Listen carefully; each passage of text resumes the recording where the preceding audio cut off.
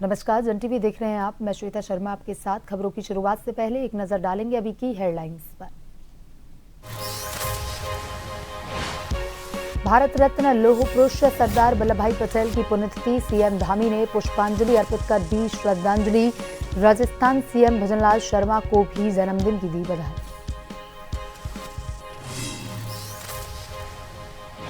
Cabinet मंत्री गणेश जोशी का मसूरी दौरा, विधानसभा क्षेत्र में VLA-2 की नियुक्ति को लेकर पार्टी पदाधिकारियों के साथ की चर्चा, संगठनात्मक मजबूती, बूथ स्तर पर प्रभावी समन्वय पर भी मंथन।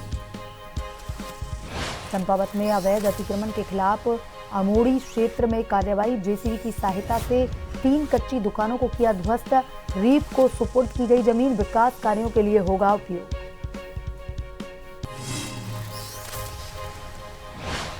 विकासनगर यमुना नदी के बीच बने एक टापू पर फंसे पर्यटक, पुलिस और राहत टीम ने 5 लोगों का किया सुरक्षित रेस्क्यू, 3 युवतियां, एक महिला और एक किशोर शामिल।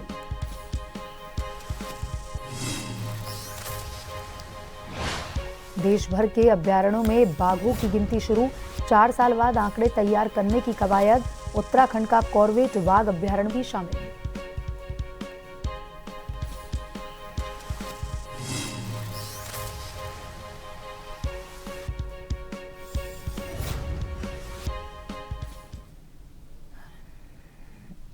और अब खबरें विस्तार से।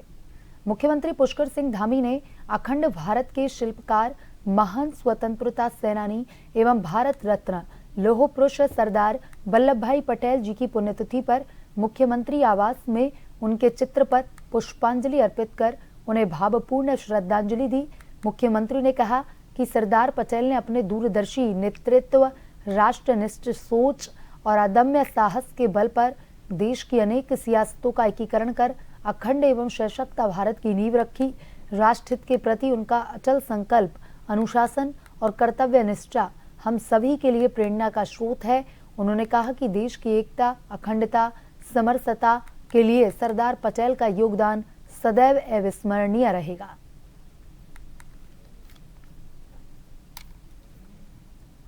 मुख्यमंत्री पुष्कर सिंह धामी ने सोशल मीडिया के माध्यम से राजस्थान के सीएम भजनलाल शर्मा को जन्मदिन की बधाई दी। सीएम धामी ने लिखा कि राजस्थान के माननीय मुख्यमंत्री श्री भजनलाल शर्मा जी को जन्मदिन की हार्दिक बधाई एवं शुभकामनाएं।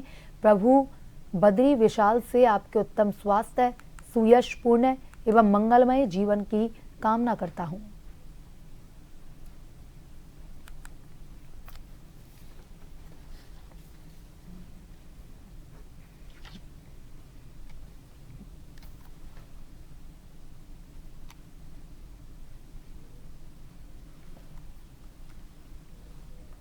कैबिनेट मंत्री गणेश जोशी ने मसूरी विधानसभा क्षेत्र में VLA-2 की नियुक्ति को लेकर के पार्टी पदाधिकारियों के साथ विस्तृत चर्चा की। इस दौरान उन्होंने संगठनात्मक मजबूती, बूथ स्तर पर प्रभावी समन्वय तथा आगामी दायित्वों को लेकर वार्ता की। मंत्री गणेश जोशी ने कहा कि बूथ स्तर पर मजबूत टीम ही पार्टी की जीत की नींव होती है। VLA-2 की नियुक्ति जिम्मेदार कार्यकर्ताओं के माध्यम से की जाए ताकि संगठन और निर्वाचन प्रक्रिया दोनों सुदृढ़ हों।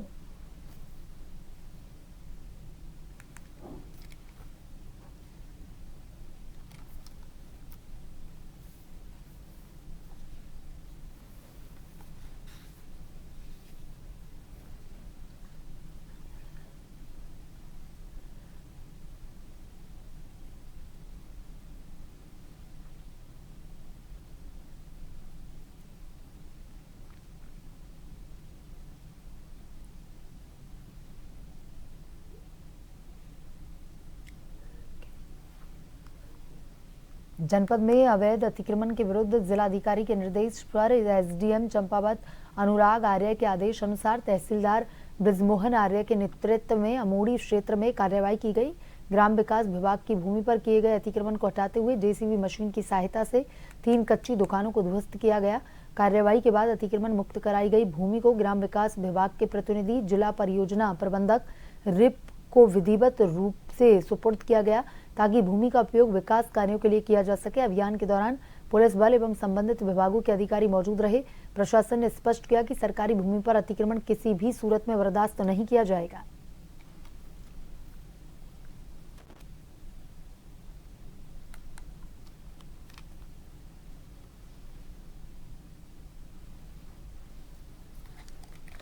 तो जनपद में अवैध अतिक्रमण के विरुद्ध जिलाधिकारी के निर्देश पर कार्रवाई की गई। तहसीलदार ब्रजमोहन आर्य के नेतृत्व में ये कार्रवाई हुई। ग्राम विकास विभाग की भूमि पर किए गए अतिक्रमण को हटाया गया। 3 कच्ची दुकानों को ध्वस्त किया गया। कार्रवाई के बाद अतिक्रमण मुक्त कराई गई भूमि को ग्राम विकास विभाग के प्रतिनिधि जिला परियोजना प्रबंधक रिप को विधिवत सुपुर्द किया गया, ताकि भूमि का उपयोग जो है अब विकास कार्यों के लिए हो सके। अभियान के दौरान पुलिस बल और संबंधित विभाग के अधिकारी मौजूद रहे।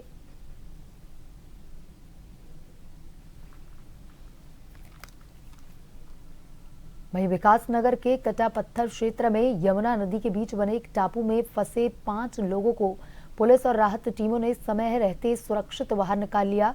तेज बहाव और अचानक बढ़े जलस्तर के कारण सभी लोग टापू में फंस गए थे, लेकिन तत्परता से किए गए रेस्क्यू से बड़ा हादसा टला। सूचना मिलते ही MDT के माध्यम से पुलिस को अवगत करवाया गया। इसके बाद डाक पत्थर चौकी प्रभारी उप निरीक्षक संदीप के नेतृत्व में कोतवाली विकासनगर पुलिस, SDRF और जल पुलिस की टीम मौके पर पहुंची। रेस्क्यू ऑपरेशन शुरू किया। कठिन परिस्थितियों के बावजूद टीम ने साहस सूझबूझ से सभी 5 लोगों, 3 युवतियों, 1 महिला और 1 किशोर को सुरक्षित बाहर निकाल लिया।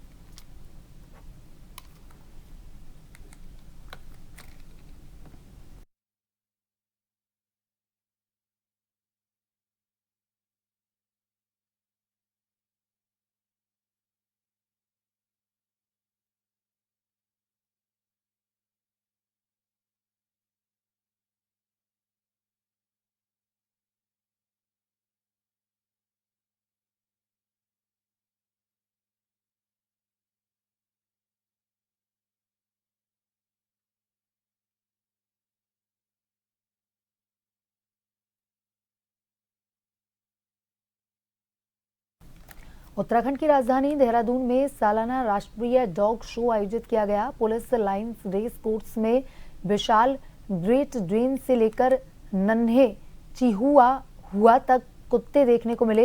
ये show Doon valley kennel club ने आयोजित किया था। देखिए रिपोर्ट। उत्तराखंड की राजधानी देहरादून में सालाना राष्ट्रीय डॉग शो आयोजित किया गया। पुलिस लाइन्स रेस कोर्स में विशाल ग्रेट डेन से लेकर नन्हे चिहुआ हुआ तक कुत्ते देखने को मिले। ये show Doon valley kennel club ने आयोजित किया था। 2 दिन चले शो में देश भर से कुत्ता प्रेमी और प्रजनक शामिल हुए। शो में देसी विदेशी नस्लों के करीब 250 कुत्ते थे। आज मेरे पास ये 70वां 71वां डॉग शो हो रहा है हमारा। मानिए हमारी संस्था दून वैली केनल क्लब 1984 से एक पंजीकृत संस्था है और हम लोग हर साल ऑल ब्रीड डॉग शो कराते हैं। इस बार का जो शो है, मुख्य आकर्षण जो इस बार का रहा हमारे पास 3 इंडियन ब्रीड, मेन जो इंडियन ब्रीड होती है ना, बाकी तो सारी नस्लें मूल निवासी इनका विदेशी नस्लें हैं। लेकिन इस बार जो 3 नस्लें हैं, रामपुर हाउंड, कैरावन हाउंड और रजपल्लयम, ये 3 मुख्य नस्लें जो है इंडियन ब्रीड्स हैं, जो इस बार शो में प्रतिभागी लेने तमिलनाडु से आई हैं। और मुख्य आकर्षण कहेंगे तो मेरे पास इस समय इस साल 250 कुत्तों डॉग्स की प्रेजेंटेशन है। प्रतिभागियों ने गर्व के साथ अपने कुत्ते दिखाए। उनकी खासियत, गुणों और सारे काम सामने लाए गए, जिनके लिए उन्हें प्रशिक्षित किया गया था। आज यहाँ पे डॉग शो है देहरादून के अंदर, तो इसमें हम अपने पार्टिसिपेट करने आए हुए हैं। और ये लॉन्ग कोट चिवावा होता है। ये पॉकेट डॉग से भी बोला जाता है और लॉन्ग कोट चिवावा भी इसकी ब्रीड का नाम होता है। ये पहले नंबर पे आया अपने उसमें एज के अकॉर्डिंग। इसकी खासियत बहुत वो होती है कि लो मेंटेनेंस डॉग है और वेरी प्लेफुल डॉग है, बहुत प्लेफुल डॉग है। ये जो डॉग है ये बकरी वालों के साथ रहते हैं और धीरे धीरे जो है लोग इसे घरों में पालने लगे अपनी सिक्योरिटी के लिए, अपने जानवरों के लिए, जैसे भैंस बकरियों के लिए, गार्डिंग के लिए। ये करीबन 1000 बकरियों की रखवाली के लिए जो है बकरी वाले अपने साथ रखते हैं 2 या 3 डॉग। जैसे जंगली जानवरों से, जैसे भालू हो गया, लेपर्ड हो गया, हिम तेंदुआ जिसे बोलते हैं। ये कार्यक्रम जिम्मेदार प्रजनन, कुत्तों की सेहत और स्वदेशी कुत्तों के संरक्षण को समर्पित था। 2 दिन चला डॉग शो रविवार को खत्म हुआ। और वहीं देश के सभी बाघ अभ्यारण्यों में बाघों की गिनती शुरू हो गई है। इसका मकसद देश के सभी प्रमुख बाघ अभ्यारण्यों में बाघों की संख्या, वितरण और आवागमन के तरीकों का वैज्ञानिक तरीकों से आकलन करना है। देखिए रिपोर्ट। देश भर के सभी बाघ अभयारण्यों में बाघों की गिनती रविवार को शुरू हो गई। बाघों की गिनती हर 4 साल में होती है। इसका मकसद देश के सभी प्रमुख बाघ अभयारण्यों में बाघों की संख्या, वितरण और आवागमन के तरीकों का वैज्ञानिक तरीके से आकलन करना है। जिन प्रमुख राष्ट्रीय उद्यानों में गिनती शुरू हुई है, उनमें उत्तराखंड का कार्बेट बाघ अभयारण्य भी शामिल है। अधिकारियों ने बताया कि यहां अगले कुछ महीनों तक अलग अलग चरणों में उन्नत तकनीक का इस्तेमाल कर गिनती की जाएगी। हम लोग फेज मैनर में इस प्रक्रिया को करेंगे और लगभग इसमें मई तक का टाइम जाएगा, क्योंकि शायद ग्लोबल टाइगर डे जो हमारा होता है उसके अराउंड इसके जो नतीजे हैं वो तब पब्लिक किए जाते हैं, रिजल्ट्स तब आते हैं। तो ये 3 फेजेस में किया जाएगा। तो फर्स्ट फेज में हम लोग अभी नेशनल पार्क का एरिया, रामनगर डिवीजन और तराई वेस्ट डिवीजन इस को करेंगे। फिर second phase and third phase, फिर ऐसे पूरे कुमाऊं को हम लोग जो है कवर करेंगे। कितना कैमरा इसमें लगाया जाएगा? अभी लगभग 560 कैमरा से शुरुआत होगी जो यहाँ पर लगेंगे कॉर्बेट में। देश में पिछली बार बाघों की गिनती 2022 में हुई थी। उस समय बाघों की संख्या 3167 थी। ब्रेक के बाद एक बार फिर से आपका स्वागत है। ये बढ़ते हैं खबरों की तरफ। मुख्यमंत्री पुष्कर सिंह धामी ने राज्य में शीतकालीन यात्रा को प्रोत्साहित करने के लिए स्नो लेपर्ड साइटिंग, हिली स्कीइंग तथा हिमालयन कार रैली को तत्काल प्रारंभ करने के निर्देश दिए। मुख्यमंत्री ने आगामी 20 दिसंबर तक शीतकालीन यात्रा के दृष्टिगत KMVN तथा GMVN की सभी व्यवस्थाओं और सुविधाओं को दुरुस्त करने होटल मालिकों के साथ बैठक का आयोजित करने के निर्देश दिए हैं। मुख्यमंत्री ने सभी जिलाधिकारियों को स्पष्ट निर्देश दिए कि जिलों के प्रमुख पर्यटक स्थलों से संबंधित सड़क, होटल, अन्य बुनियादी सुविधाएं पूर्ण रूप से दुरुस्त होनी चाहिए। मुख्यमंत्री स्वयं सड़क मार्ग से यात्रा कर व्यवस्थाओं का स्थलीय निरीक्षण करेंगे। इसके साथ ही शीतकालीन यात्रा के प्रोत्साहन से जुड़े विभिन्न हितधारकों के साथ दिल्ली में एक महत्वपूर्ण बैठक आयोजित करने के निर्देश भी दिए गए हैं।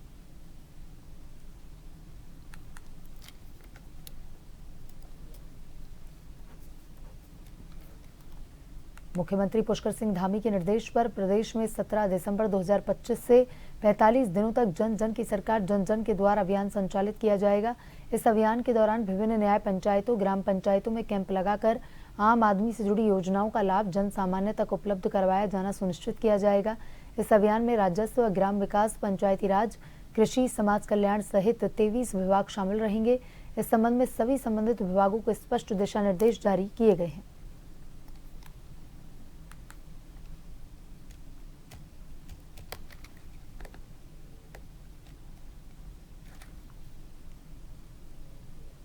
रुड़की के मंडावली में स्थित भाजपा कार्यालय पर की गई एक बैठक के दौरान हरियाणा के पूर्व कैबिनेट मंत्री करतार सिंह भड़ाना ने कहा कि मंगलूर विधानसभा क्षेत्र से मुझे अथाह प्रेम है और यहाँ के लोगों के मैं हमेशा काम करता रहूंगा। उन्होंने कहा कि मौजूदा विधायक को छोड़कर लोग अपने काम के लिए उनके पास ही आते हैं और वह उनके सभी कार्य सहर्ष करते रहते हैं, क्योंकि यहाँ की जनता से उन्हें बहुत लगाव है और उनका लक्ष्य है कि वे हमेशा मंगलूर की जनता की सेवा में लगातार लगे रहेंगे। इस दौरान करतार सिंह भड़ाना ने नारसन में भी एक जनसभा को संबोधित किया। देखो, ये रहा कि जितना आशीर्वाद और प्रेम मेरे गांव वासी मुझे देते हैं और जो दिया है, उसके लिए मैं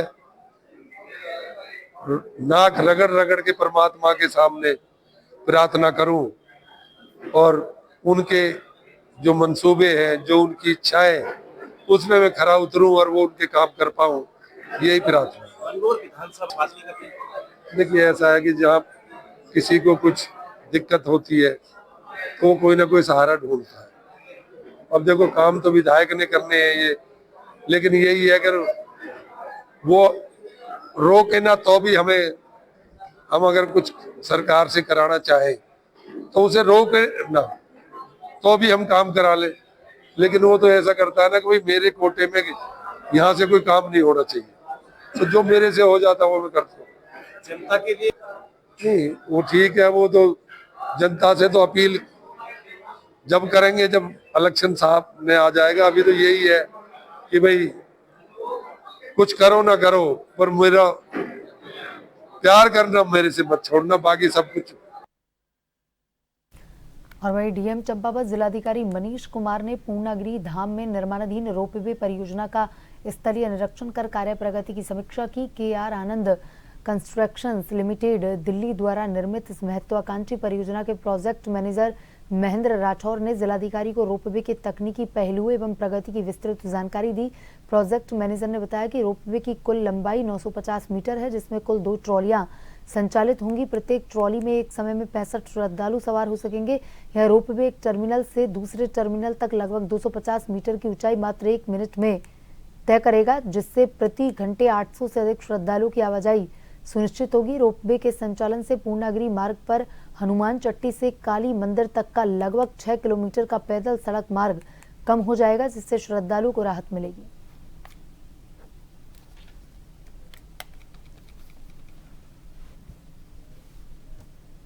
और नजर डालेंगे अभी की हेडलाइंस पर।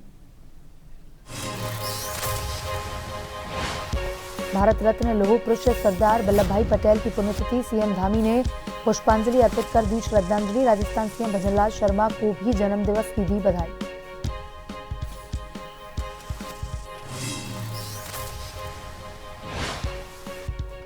कैबिनेट मंत्री गणेश जोशी का मसूरी दौरा, विधानसभा क्षेत्र में BLO 2 की नियुक्ति को लेकर के पार्टी पदाधिकारियों के साथ की चर्चा। संगठनात्मक मजबूती, बूथ स्तर पर प्रभावी समन्वय पर भी मंथन।